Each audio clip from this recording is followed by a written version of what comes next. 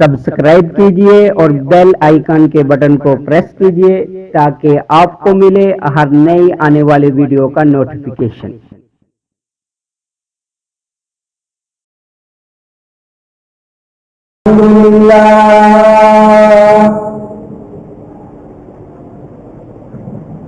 अल्हम्दुलिल्लाह नहमदुहु व नस्तईनुहु व नस्तगफिरुह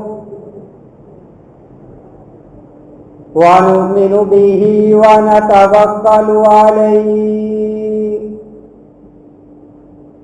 व नऊज़ु बिल्लाहि मिन शुरूरि अनफुसिना व मिन सय्यिआति अअमालिना। मन यहदिहिल्लाहु फला मुज़िल्ल लहु व मन युज़्लिलहु फला हादिय लहु व नशहदु अन ला इलाहा इल्लल्लाहु वहदहु ला शरीका लहु ونشهد أن سيدنا ومولانا محمدا عبده ورسوله. أما بعد فأعوذ بالله من الشيطان الرجيم. بسم الله الرحمن الرحيم. الحج أشهر معلومات فمن فرض فيهن الحج فلا رفث ولا فسوق ولا جدال في الحج وما تفعلوا من خير يعلمه الله. وقال في موضع آخر وأذن في الناس بالحج يأتوك رجال وعلى كل ضامر يأتين من كل فج عميق ليشهدوا منافع لهم. وقال في موضع آخر جعل الله الكعبة البيت الحرام قياما للناس ومن دخله كان آمنا. وقال في موضع آخر إن الله وملائكته يصلون على النبي يا أيها الذين آمنوا صلوا عليه وسلموا تسليما. قال النبي صلى الله عليه وآله وسلم من حج لله فلم يفرط ولم يفسق. قال النبي صلى الله عليه وآله وسلم من حج لله فلم يرفث ولم يفسق يرجع كيوم ولد أمه. قال النبي صلى الله عليه وآله وسلم الحج مبرور ليس له جزاء إلا الجنة. صدق الله العظيم وصدق رسوله النبي الكريم ونحن على ذلك لمن الشاهدين والشاكرين والحمد لله رب العالمين. तमाम हज़रात एक मरतबा दुरूद पढ़। اللهم صل على سيدنا ومولانا محمد عبدك ورسولك وصل على المؤمنين والمؤمنات والمسلمين والمسلمات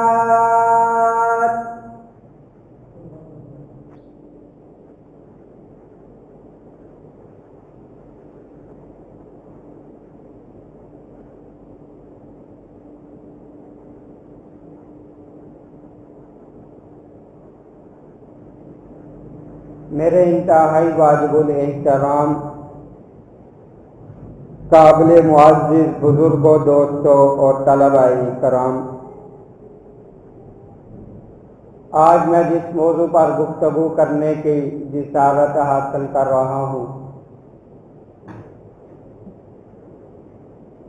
وہ ہے فضائل حج۔ اللہ رب العزت کی ذات سے دعا ہے کہ مجھے حق اور سچ بیان کرنے کی توفیق عطا فرمائے۔ اللہ رب العزت کی ذات مجھے اور آپ کو اس پر عمل کرنے کی توفیق عطا فرمائے۔ میری زبان سے ان کلمات کو جاری فرمائے جو میرے لیے اور آپ کے لیے ہدایت کا ذریعہ بنے۔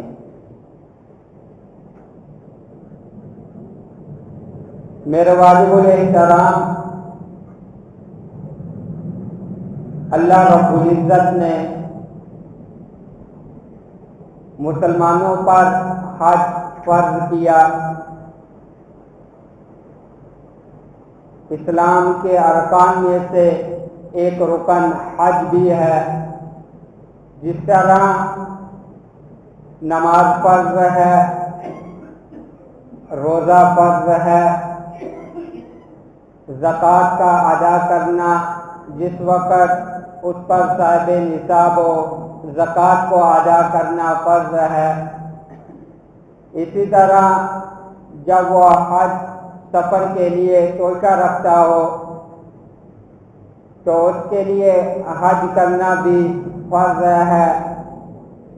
تو اللہ رب العزت نے فرمایا الحج اشہر معلومات فمن فرض فیہن الحج فلا رفث ولا فسوق ولا جدال فی الحج۔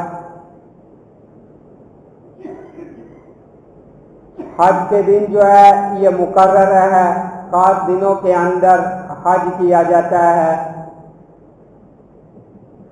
اللہ رب العزت نے اس کے دن مقرر کر دیے، یہ اسی دنوں کے اندر یہ عمل کو پورا کیا جاتا ہے۔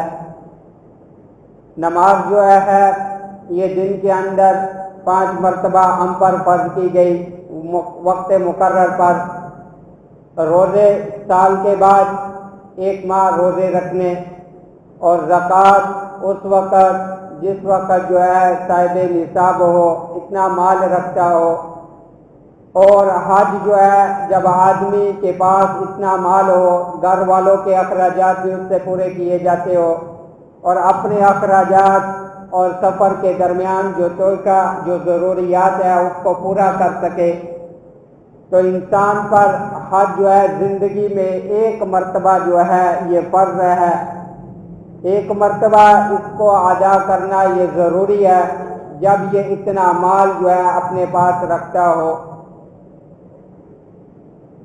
حج جو ہے فرمایا اس کے دن جو ہے مقرر ہے، شوال سے لے کر 10 ذی القعدہ تک جو ہے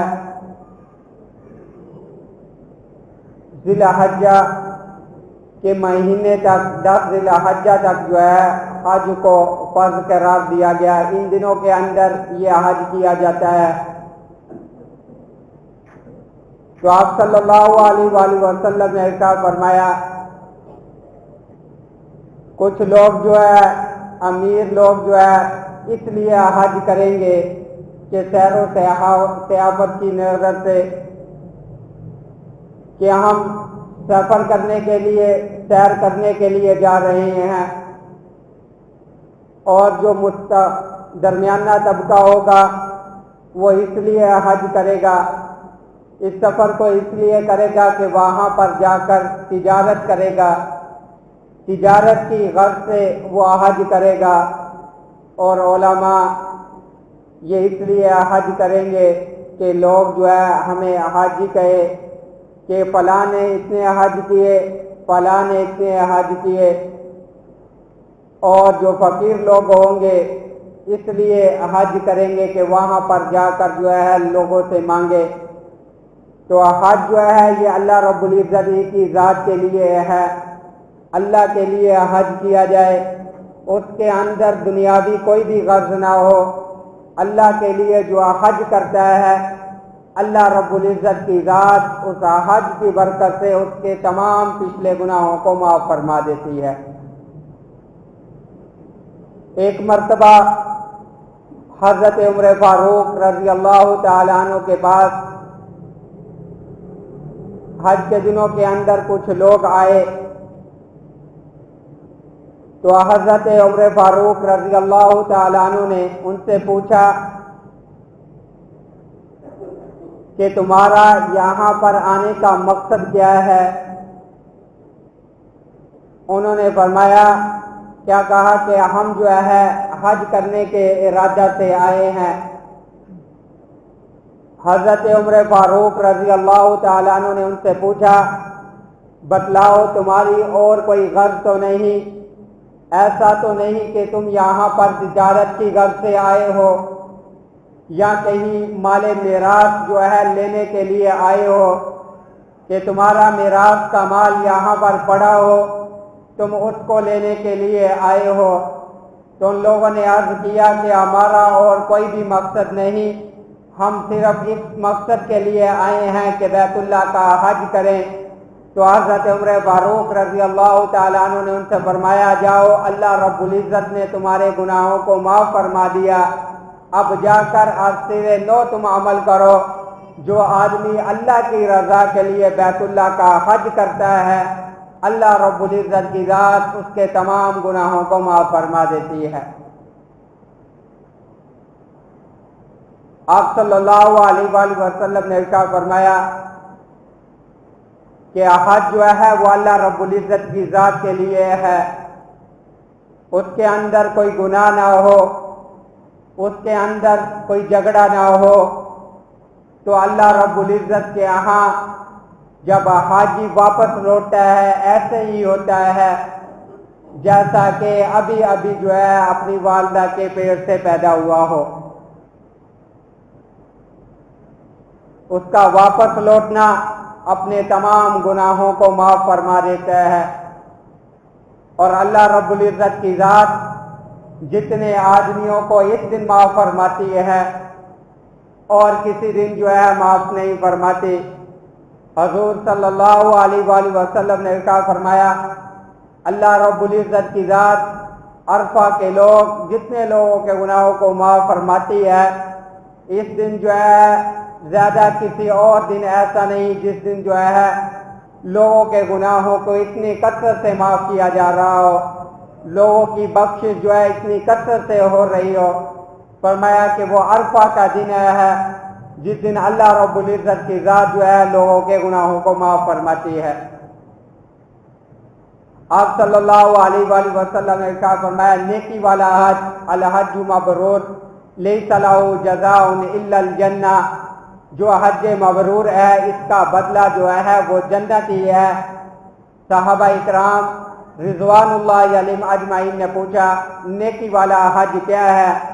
آپ صلی اللہ علیہ وآلہ وسلم نے فرمایا، لوگوں کو کھانا کھلانا اور کثرت سے سلام کرنا، وہاں پر یہی عمل تمہارا ہو، کسی کو اذا اور تکلیف نہ ہو، کسی پر جو ہے تم مصیبت نہ بنو، کسی کو کوئی تکلیف نہ دو، اپنی زبان کے ساتھ بھی ہاتھ کے ساتھ بھی وہاں پر اس طرح حج کرو کہ تمہاری وجہ سے کسی کو جو ہے تکلیف نہ ہو۔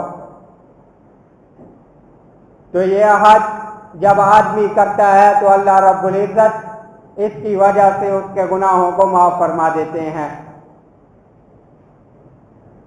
وَأَذِّن فِي النَّاسِ بِالْحَجِّ يَأْتُوكَ رِجَالًا وَعَلَىٰ كُلِّ ضَامِرٍ يَأْتِينَ مِنْ كُلِّ فَجٍّ عَمِيقٍ لِيَشْهَدُوا مَنَافِعَ لَهُمْ۔ اللہ رب العزت نے یہ گھر بنایا، اس کے اندر لوگوں کے لیے فائدے ہی فائدے ہیں، اس کے اندر منافع ہی منافع ہے۔ یہ گھر جو ہے لوگوں کے لیے ان اول بیت وضع للناس للذی ببکۃ مبارکا وہدی للعالمین، یہ اللہ رب العزت نے پہلا گھر بنایا اپنے بندوں کی عبادت کے لیے، اس کے اندر برکتیں ہی برکتیں ہیں، لوگوں کے لیے ہدایت اور رحمت ہے، لوگوں کے لیے ہدایت ہی ہدایت ہے۔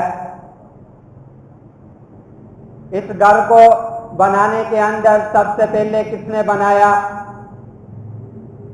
इसके अंदर इख्तिलाफ है। मुफस्सिरीन किराम फरमाते हैं कि सबसे पहले अल्लाह रब्बुल इज़्ज़त ने इसकी बना जो है फरिश्तों के जरिए करवाई, और इससे पहले भी फरमाया कि अल्लाह रब्बुल इज़्ज़त ने इसको जो है अपने अमर से जो है इसको बनाया, और इसके बाद जो है फरिश्तों ने बैतुल्लाह की तामीर की।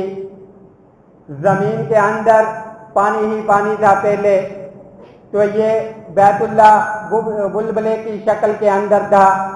अल्लाह रब्बुल इज़्ज़त ने बाकी ज़मीन जो है इसी से फैलाई, बाकी जो है इसी से ज़मीन जो है फैलती चली गई। तो अल्लाह रब्बुल इज़्ज़त ने जब बैतुल्लाह को ज़मीन पर उतारा, हज़रत आदम अलैहिस्सलातु वस्सलाम को ज़मीन पर उतारा, तो अपना ये घर बैतुल्लाह भी हज़रत आदम अलैहिस्सलातु वस्सलाम के साथ उतारा, और फरमाया कि जिस तरह जो है अर्श पर उसका तवाफ किया जाता था, उसकी नमाज अदा की जाती थी, तो ज़मीन पर जो है बैतुल्लाह का तवाफ किया जाए, इसकी नमाज को अदा किया जाए। तो इस तरह जो है सबसे पहले ज़मीन पर हज़रत आदम अलैहिस्सलातु वस्सलाम ने अल्लाह रब्बुल इज़्ज़त का ये घर तामीर किया, लोग जो है इसका तवाफ करें और इसकी नमाज को अदा करें। हज़रत आदम अलैहिस्सलातु वस्सलाम के बाद इसकी तामीर जो है उनके साहबजादे हज़रत शीशा अलैहिस्सलातु वस्सलाम ने की। उसके बाद इसको तामीर करने वाले हज़रत शीशा अलैहिस्सलातु वस्सलाम थे, और उसके बाद तूफ़ान नूह के अंदर जो है जब तूफ़ान नूह आया तो तमाम की तमाम चीज़ें जो है ख़त्म हो गई। तो फिर अल्लाह रब्बुल इज़्ज़त ने दोबारा इसकी तामीर जो है हज़रत इब्राहीम अलैहिस्सलातु वस्सलाम के ज़रिए इस घर की तामीर फरमाई। लोगों को जो है हज़रत इब्राहीम अलैहिस्सलातु वस्सलाम को ये हुक्म दिया गया। हज़रत जिब्राईल अलैहिस्सलातु वस्सलाम आए और उन्होंने वो बुनियादें दिखलाई, तो हज़रत इब्राहीम अलैहिस्सलातु वस्सलाम ने इस घर की तामीर की, और इनके मददगार जो है इनके बेटे हज़रत इस्माईल अलैहिस्सलातु वस्सलाम इनके मददगार बने। तो हज़रत इब्राहीम अलैहिस्सलातु वस्सलाम ने इस घर को जो है तामीर किया। वही जन्नल बैतल आराम कवाइदा, तो हज़रत इब्राहीम अलैहिस्सलातु वस्सलाम ने इस घर को जो है अल्लाह रब्बुल इज़्ज़त के हुक्म से तामीर किया। वअज़्ज़िन फिन्नास बिल हज्जि यातूका रिजालन व अला कुल्ली ज़ामिरिन यातीना, और फरमाया कि लोगों को जो है इसकी तरफ बुलाओ। हज़रत इब्राहीम अलैहिस्सलातु वस्सलाम ने ये आवाज़ लगाई, तो अल्लाह रब्बुल इज़्ज़त ने फरमाया ये आवाज़ जिस तक जो है पहुंची, और जिसने इस आवाज़ पर लब्बैक कहा, अल्लाह रब्बुल इज़्ज़त की ज़ात जो है उस पर जो है उसको की शहादत नसीब फरमाएगी। और जिसने जितनी मर्तबा भी इस पर लब्बैक कहा, अल्लाह रब्बुल इज़्ज़त जो है उसको उतनी मर्तबा जो है हज की शहादत नसीब फरमाएगी। हज़रत इब्राहीम अलैहिस्सलातु वस्सलाम के बाद इसको जो है दोबारा तमीर करने वाले जुर्म कबीले जो हज़रत नूह अलैहिस्सलातु वस्सलाम के औलाद में से थे, उन्होंने इसको दोबारा तामीर किया। और फिर उनके बाद जो है हज़ूर सल्लल्लाहु अलैहि वसल्लम के दादा कुसै बिन मुर्रा, उन्होंने जो है इस बैतुल्लाह को तामीर किया, और उसके बाद जो है इसकी तामीर खुद हज़ूर सल्लल्लाहु अलैहि वसल्लम ने फरमाई। हज़ूर सल्लल्लाहु अलैहि वसल्लम की जिस वक़्त उम्र 25 या 35 साल थी, तो आप सल्लल्लाहु अलैहि वसल्लम ने इस घर को तामीर किया, और ये हुक्म दिया कि इस घर के अंदर जो है अपना हलाल माल जो है लगाया जाए। और इसी तामीर के अंदर जो है वो हसीन का हिस्सा जो है वो बाहर रह गया कि उस वक़्त इतने पैसे जो है वो मौजूद नहीं थे। तो आप सल्लल्लाहु अलैहि वसल्लम ने इस बैतुल्लाह की तामीर की, और हसीन वाला हिस्सा जो है वो बाहर रह गया। और इसी वक़्त जो है हजरे अस्वद को रखने का मसला भी पेश आया, तो आप सल्लल्लाहु अलैहि वसल्लम ने लोगों को इस बात पर जमा किया कि चादर मुबारक के अंदर जो है उस हजरे अस्वद को रखा गया, और हर कबीले के आदमी ने जो है उस कोने के चादर के कोने को पकड़ा, और जिस जगह पर हजरे अस्वद को नस्ब करना था, तो आप सल्लल्लाहु अलैहि वसल्लम ने अपने हाथ मुबारक से उठाकर जो है حجر اسود کو جو ہے وہاں پر نصب کر دیا، اور اس پر جو ہے تمام لوگ جو ہے خوش تھے کہ آپ صلی اللہ علیہ وآلہ وسلم نے ہم سب کو اس کے اندر شامل کر لیا۔ آپ صلی اللہ علیہ وآلہ وسلم کے بعد اس کی تعمیر جو ہے حضرت عبداللہ بن زبیر رضی اللہ تعالیٰ عنہ نے فرمائی۔ جس وقت یزید کے دور کے اندر انہوں نے بیت اللہ پر حملہ کیا تو منجنیق کے ساتھ جو ہے انہوں نے آگ برسائی، بیت اللہ کا غلاف بھی جل گیا اور اس کی دیواریں بھی کچھ گر گئی۔ تو جب یزید کا انتقال ہو گیا، یزید جو ہے دنیا سے چلا گیا، تو اس کے بعد عبداللہ بن زبیر رضی اللہ تعالیٰ عنہ نے اس کو گرا کر اس کی تعمیر فرمائی۔ حضرت عبداللہ بن زبیر رضی اللہ تعالیٰ عنہ نے اس کو جب مکمل کیا تو اس کی تعمیر مکمل ہونے پر 100 اونٹ بھی ذبح کیے اور لوگوں کی اس پر دعوت بھی کی۔ حضرت عبداللہ بن زبیر رضی اللہ تعالیٰ عنہ کے بعد اس کی تعمیر جو ہے عبد المالک بن مروان کے دور کے اندر ہوئی۔ حجاج بن یوسف نے کیا کیا کہ بادشاہ کو بہکایا کہ عبداللہ بن زبیر رضی اللہ تعالیٰ عنہ نے جو تعمیر کیا ہے اس کے اندر جو ہے حتیم کو بھی جو ہے اندر جو ہے وہ کر دیا، حتیم بھی اندر داخل ہو گیا اور یہ جو ہے پہلی تعمیر کے برخلاف ہو گیا۔ حالانکہ حضور صلی اللہ علیہ وآلہ وسلم کا منشا یہی تھا کہ اس کو جو ہے مکمل ہی تعمیر کیا جائے، آپ صلی اللہ علیہ وآلہ وسلم یہی چاہتے تھے، اور عبداللہ بن زبیر رضی اللہ تعالیٰ عنہ نے اسی کے مطابق جو ہے حتیم والا حصہ بھی تعمیر کر دیا۔ تو حجاج بن یوسف نے بادشاہ کو بہکایا اور پھر جو ہے اسی طرح جو ہے پہلی صورت کے اندر جو ہے اس کی تعمیر کر دی گئی، حتیم والا حصہ باہر نکال دیا گیا۔ حجاج بن یوسف کے دور کے اندر بیت اللہ کو ویسے کے ویسا ہی تعمیر کیا گیا اور اس کے بعد جو ہے مختلف ادوار کے اندر اس کی تعمیر ہوتی رہی۔ پھر امام مالک رحمۃ اللہ علیہ نے اپنے دور کے اندر لوگوں کو اس بات پر متفق کر دیا کہ اب جو ہے تعمیر جو ہے اسی طرح رہے گی، ورنہ جو ہے ہر آنے والا بادشاہ جو ہے اس کا کھیل بنا لے گا، وہ اپنی مرضی کے مطابق جو ہے اس کو گرا کر پھر اسی طرح تعمیر کر دے گا۔ تو امام مالک رحمۃ اللہ علیہ نے لوگوں کو اس بات پر متفق کیا کہ اب یہ تعمیر جو ہے اسی طرح رہے گی، جو موجودہ جو ہے اب اسی طرح چلی آ رہی ہے، اب اس کے اندر جو ہے جو کمی بیشی ہوتی تھی اس کو تو تعمیر کیا جاتا، تو جو موجودہ تعمیرات آ رہی ہے اسی طرح چلی آ رہی ہے۔ تو حضرت ابراہیم علیہ السلام نے جس وقت اس کو تعمیر کیا، اللہ رب العزت کی ذات نے حکم دیا کہ تم جو ہے لوگوں کو جو ہے اس کی طرف بلاؤ۔ حضرت ابراہیم علیہ السلام نے لوگوں کو بیت اللہ کی طرف آواز دلائی کہ تم اس گھر کی طرف آؤ، اس کا حج کرو اور اس کی طرف نماز ادا کرو۔ تو حضرت ابراہیم علیہ السلام نے اللہ رب العزت کے حکم سے آواز لگائی، تو جن لوگوں نے اس آواز پر لبیک کہا تو اللہ رب العزت نے ان کو سعادت، حج کی سعادت نصیب فرمائی۔ اور یہ بیت اللہ جو ہے جعل اللہ الکعبۃ البیت الحرام قیاما للناس، یہ لوگوں کے قیام کا سبب بھی یہ ہے، اللہ رب العزت نے بیت اللہ کو تعمیر فرما کر لوگوں کے قیام کا سبب بھی بنا دیا۔ حضرت عبداللہ بن عباس رضی اللہ تعالیٰ عنہ فرماتے ہیں کہ لوگوں کے قائم رہنے کا سبب جو ہے ان کا دین ہے اور بیت اللہ کی نشانیوں کا باقی رہنا ہے۔ جب تک لوگ جو ہے اس کی تعظیم کرتے رہیں گے، اس کی عبادت کرتے رہیں گے، اس کا طواف کرتے رہیں گے، تو اللہ رب العزت کی ذات جو ہے لوگوں کو باقی رکھیں گے، اور جب لوگ جو ہے اس کی تعظیم کرنا چھوڑ دیں گے، اس کی عبادت کرنا چھوڑ دیں گے، تو اللہ رب العزت جو ہے پھر دنیا پر ہلاکت کو ثابت کر دیں گے۔ حضرت امام غزالی رحمۃ اللہ علیہ فرماتے ہیں کہ حضرت علی رضی اللہ تعالیٰ عنہ فرمایا جب بیت اللہ کو گرا دیا جائے گا، منہدم کر دیا جائے گا، اس کی تعظیم ختم کر دی جائے گی، تو اس کے بعد جو ہے اللہ رب العزت کی ذات دنیا کو برباد کر دیں گے، دنیا جو ہے اس کے بعد جو ہے ہلاک ہو جائے گی۔ آپ صلی اللہ علیہ وآلہ وسلم نے فرمایا کہ وہ آدمی میرے سامنے ہے، وہ حبشی غلام میرے سامنے ہے جو آ کر جو ہے بیت اللہ کے ایک ایک پتھر کو گرا دے گا، اور اس کے بعد جو ہے اللہ رب العزت جو ہے تمام دنیا پر جو ہے ہلاکت کو ثابت کر دیں گے۔ تو بیت اللہ کا ہلاک ختم ہو جانا، بیت اللہ کا دنیا سے ختم ہو جانا، یہ بھی قیامت کی علامات میں سے ایک قیامت ہے۔